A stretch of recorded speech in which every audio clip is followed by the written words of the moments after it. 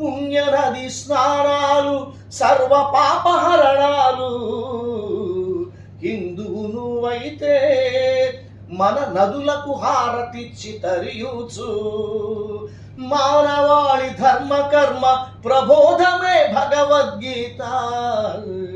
హిందువు నువ్వైతే ధర్మానికి రక్షకుడై జీవించు.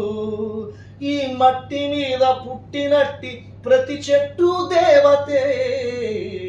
హిందువు నువ్వైతే మొక్క నాటి నలుగురితో నాటించు.